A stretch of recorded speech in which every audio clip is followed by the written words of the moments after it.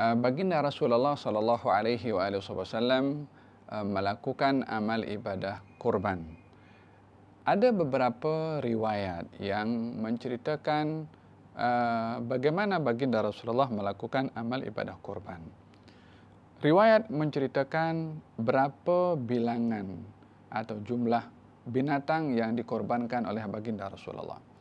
Apa jenis binatang yang dikorbankan oleh baginda Rasulullah. Dan juga bagaimana baginda Rasulullah melakukan amal ibadah kurban. Satu riwayat mengatakan dalam hadis Nabi Muhammad SAW dalam Sahih Muslim dinyatakan kalau baginda Rasulullah mengorbankan 2 ekor kambing. Warnanya putih, gagah, dan juga ada tanduknya. Riwayat satu lagi diceritakan kalau baginda Rasulullah SAW melakukan ibadah korban pada haji wada sebanyak 100 onta. 63 Nabi lakukan nahar penyembelihan itu dengan tangan beliau yang mulia sendiri, dan selebihnya diwakilkan kepada Sayyidina Ali bin Abi Thalib. Dalam hal ini ada perwakilan dalam pelaksanaan amal ibadah korban yang diperbolehkan dalam syariat. Dalam riwayat yang ketiga juga dikatakan kalau baginda Rasulullah melakukan amal ibadah korban untuk istri-istri baginda lembu. Maka daripada riwayat ini dapat tergabungkan kalau daripada ketiga jenis binatang korban semuanya dilakukan oleh Nabi Muhammad SAW. Baik itu kambingnya, ontanya, dan juga lembunya, dan ibadah kurban ini hanya terhad kepada 3 jenis binatang yang saya sebutkan. Baginda melakukan amal ibadah kurban 2 dan ada 100 ya. Jarak yang jumlah yang cukup berbeza. Di sini baginda Rasulullah bersabda dalam hadis Nabi Muhammad SAW, "Azimu dhahayakum fa innaha 'ala sirati matayakum." Besarkan binatang korban kamu, sesungguhnya ia akan menjadi pemandu kepada kamu nanti di hari kiamat. Kalimat besarkan di sini boleh dikata kalau nak memilih binatang yang akan dijadikan sembelihan korban yang betul-betul besar, yang betul-betul dagingnya ada, jangan kedekut untuk memilih binatang korban itu.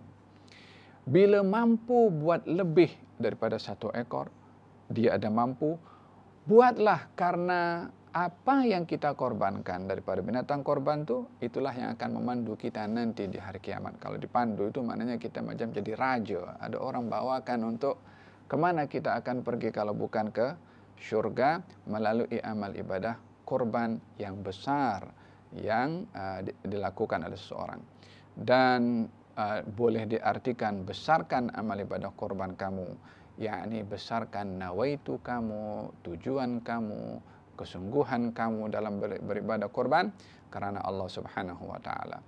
Jadi bila kita melihat baginda Rasulullah SAW melakukan amal ibadah korban 2 kambing, ianya adalah merujuk agar supaya seseorang yang hanya mampu 2 tidak kecil hati, karena Nabi pun berkorban dengan 2 ekor kambing.